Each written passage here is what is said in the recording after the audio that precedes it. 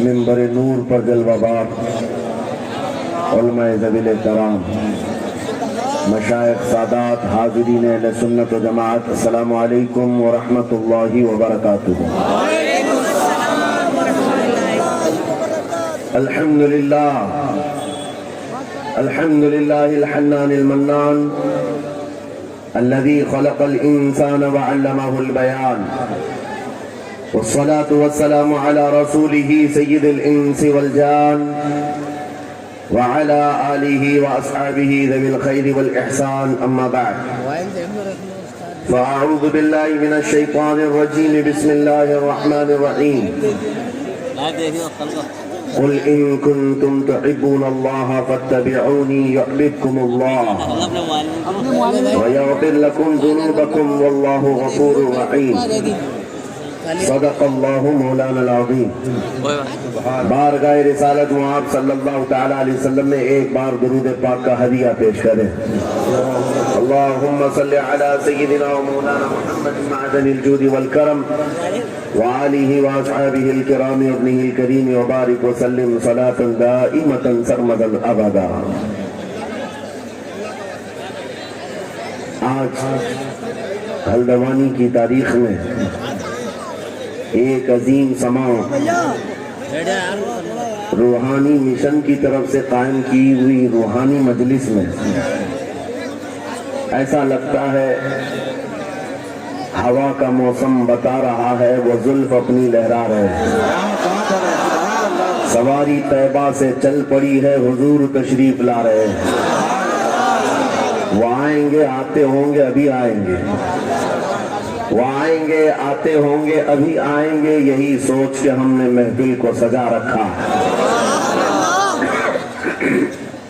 عزیزان گرامی وقار، محب گرامی، فاضل جامع حضرت العلامہ مفتی نعیم اظہری صاحب، حضرت علامہ مفتی شاہد اظہری صاحب، دیگر علماء ذویل احترام جو یہاں پر موجود ہیں، مشکور و ممنون ہوں ان کی عزتوں کا۔ مفتی نعیم صاحب قبلہ نے جو کچھ بھی میرے متعلق تعارف کرایا، میں ہیچ مدہ اس لائق نہیں ہوں، اللہ مجھے ان کے حسن ظن کے مطابق بنا دے۔ یقیناً وہ میری صحبت نہیں بلکہ میں ان کی صحبت حاصل کیا، اور ماشاءاللہ یہ وہ علماء ہیں جو اپنے دور طالب علمی میں بھی اپنی صلاحیتوں اور اپنی اخلاق کی بلندیوں کی ایک چھاپ چھوڑتے ہیں۔ ہمارا انٹروڈکشن تو صرف اتنا ہی ہے جو دنیا آج ہمیں پہچانتی ہے۔ یا رسول اللہ تیرے عشق کی بدولت مجھے زندگی ملی ہے، میری بات بن گئی ہے تیری بات کرتے کرتے، ہے جو زندگانی باقی یہ ارادہ کر لیا ہے، تیرے منکروں سے آقا میں مروں گا لڑتے لڑتے۔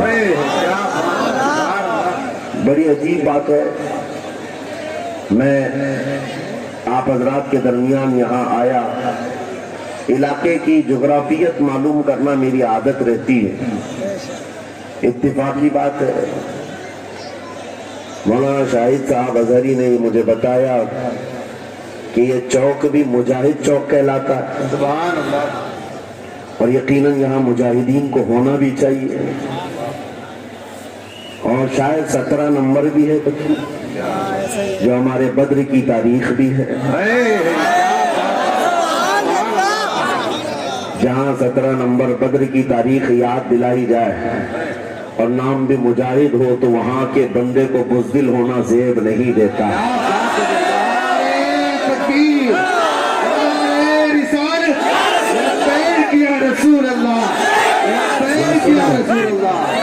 اے سنی نوجوانوں، آپ کے اس جلسے پاک میں آنے سے قبل ڈاکٹر سمیع صاحب نے مجھے یہ حالات بھی سنائے اور بتا رہے تھے کہ یہاں کس طرح کی واحیات اور خرافات بھی چل رہی ہیں، لیکن ساتھ میں ایک افسوسناک خبر یہ نہیں ملی، ایک اتنا بڑا گنجان آباد علاقہ جس پر ظالموں کی بری نظر لگی ہوئی ہے اور وہ تمہارے گھروں سے تمہیں بے گھر کرنے کی کوشش میں لگے ہوئے ہیں۔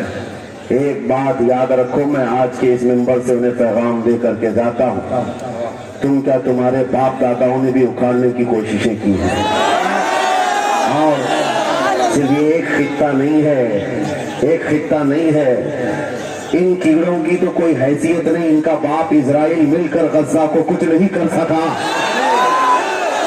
قتل کرنے کا مطلب فنا کرنا نہیں ہوتا۔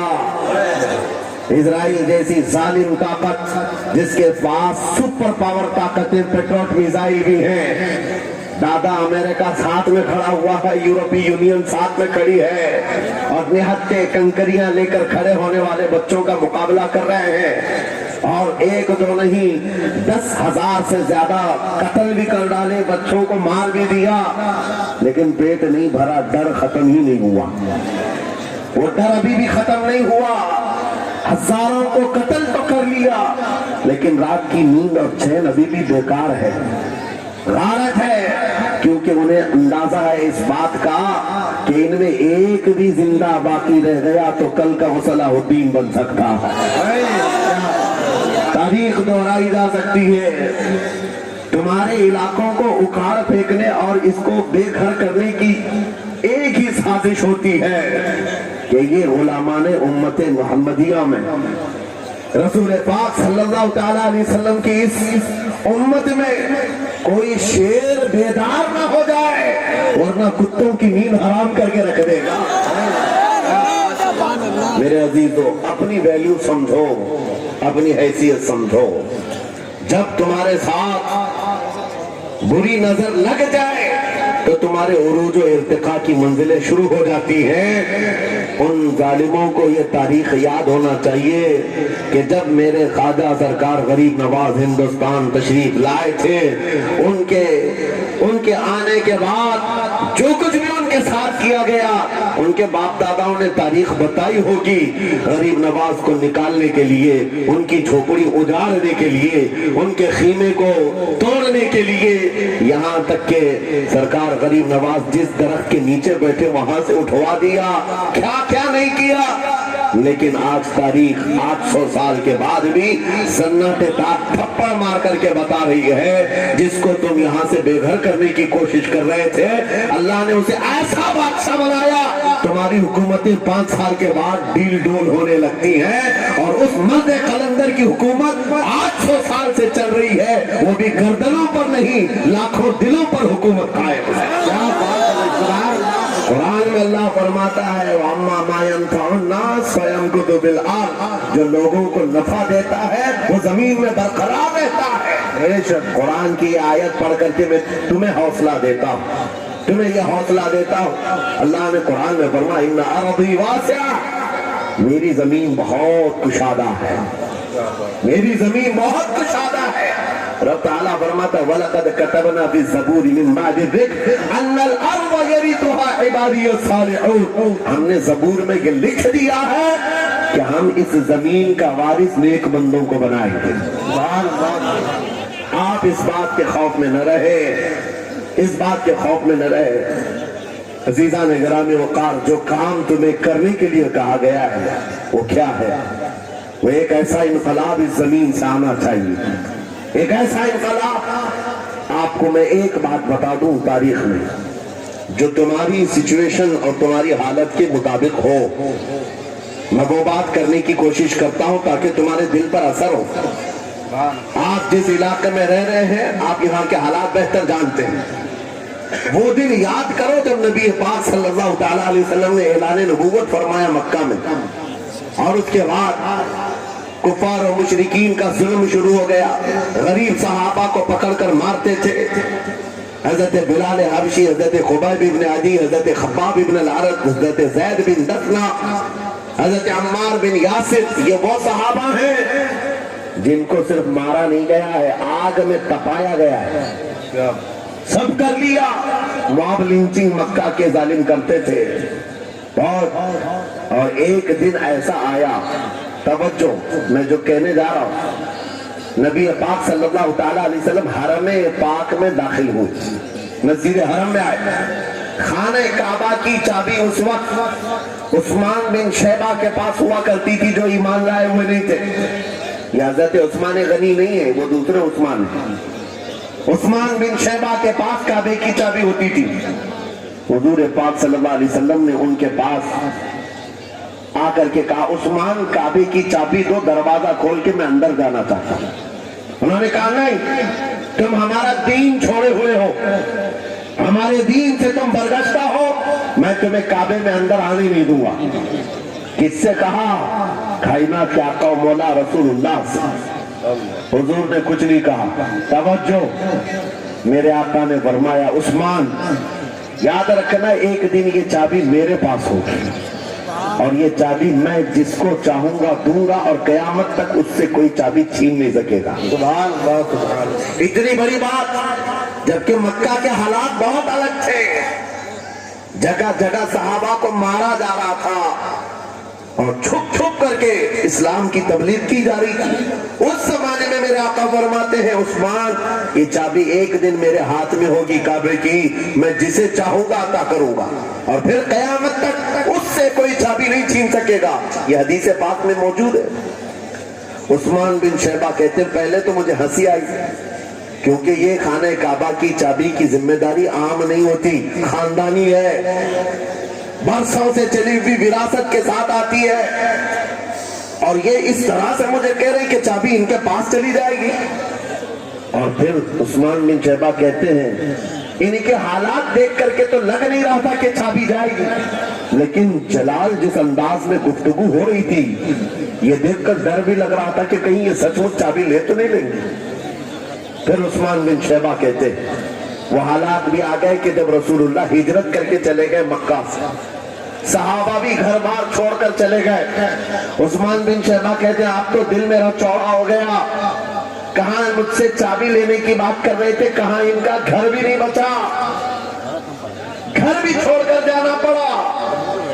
اگر کل تمہارا گھر چھوڑ کر جانا پڑے تو میری یہ بات یاد رکھنا، اس حدیث کو یاد رکھنا. حضور پاک ہجرت کر کے چلے گئے، صحابہ بھی اپنے گھر بار سب چھوڑ کر مدینے چلے گئے. عثمان بن شیبہ کہتے ہیں اب تو میرا سینہ چوڑا تھا، کہاں یہ چابی کی بات کرتے تھے، کہاں اپنا گھر بھی نہیں رکھ سکے. سال گزر گیا، 2 سال گزر گئے، 3 سال گزر گئے، 4 سال گزر گئے، 5 سال گزر گئے، 6 سال گزر گئے. ہجرت کے بعد پھر وہ دن آ گیا جب نبی پاک صلی اللہ علیہ وسلم 10,000 صحابہ کے ساتھ 20 رمضان المبارکہ کو مکہ میں فاتح مکہ بن کر داخل ہو رہے ہیں. سبحان اللہ. 6 سال کے بعد واپسی ہے. جب حضور تشریف لائے مکہ کی گلیوں میں آپ مقابلہ کرنے کی کسی کی ہمت نہیں تھی، طاقت نہیں تھی. حضور پاک جیسی حرم مکہ میں داخل ہوتے ہیں سارے ادھر ادھر چھپ کر کے بھاگ رہے تھے جنہوں نے ظلم کیا تھا اپنے دور میں. کوئی اس کے گھر بھاگ رہا ہے، کوئی اس کے گھر بھاگ رہا ہے. وہ دن آئے گا، یاد رکھو، وہ دن یاد رکھنا.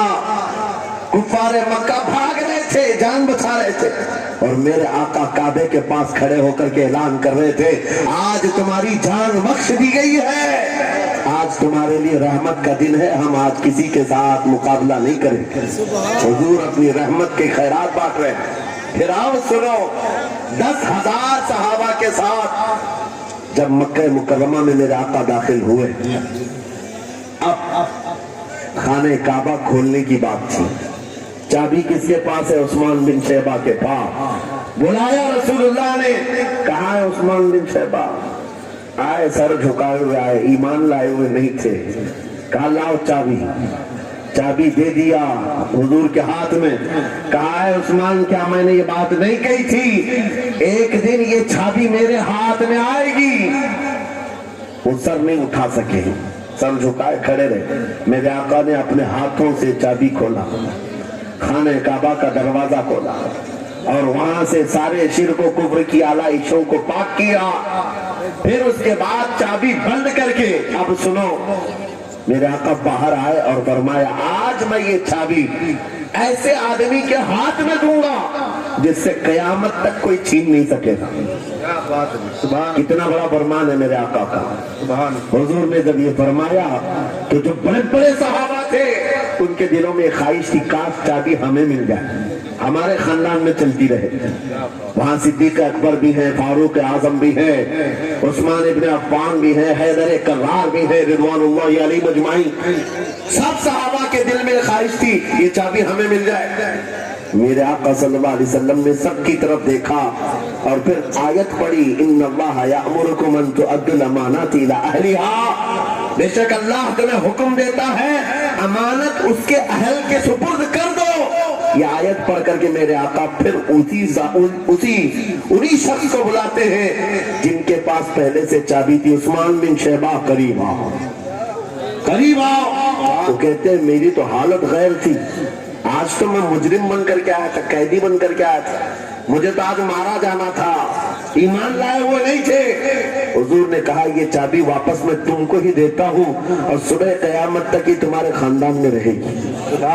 اتنا کہنا تھا, عثمان بن شیبہ نے پکار کر کہا لا الہ الا اللہ محمد رسول اللہ. کیا بات ہے میرے عزیزو, آج بھی جا کر دیکھ لینا, دسیوں بادشاہ آئے ہوں گے, سینکڑوں حکومتیں بدل گئی ہوں گی, خانہ کعبہ کی چابی آج بھی عثمان بن شیبہ کے خاندان میں ہی موجود ہے. تو صحابی رسول, میں یہ حدیث اس لیے آپ کے سامنے عرض کیا, تم اس رسول کے امتی ہو, اس رسول کے امتی ہو جنہیں ایک بار للکار کر کے چیلنج کر دیا گیا تھا کہ کعبہ کی چابی نہیں دیں گے. میرے آقا صلی اللہ علیہ وسلم نے اپنے جلال و جمال کے سنگم کے ساتھ اعلان فرمایا تھا یہ چابی میرے ہاتھ میں ہوگی. آج اس حبیب کائنات رسول کائنات صلی اللہ علیہ وسلم کی امت کو میں یہ حدیث سنا کر کے عرض کر رہا ہوں, حالات اگر مکہ جیسے آ گئے تو نروس مت ہو جانا, ہمارا گھر لٹ جائے گا, ہماری چابیاں چلی جائیں گی, ہمارے کواڑ دروازے بند ہو جائیں گے. اس نبی کو یاد کرنا, آقا آپ کا امتی اگر بے گھر کیا جا رہا ہے, آپ کی طرف سے مدد آ جائے اور آئے گی, میرا یقین ہے مدینے سے آواز آئے گی. آج یہ ظالم کتے اگر تمہارا دروازہ بند کرتے ہیں, انتظار کرو, انتظار کرو, کچھ دیر کی خاموشی ہے, پھر شور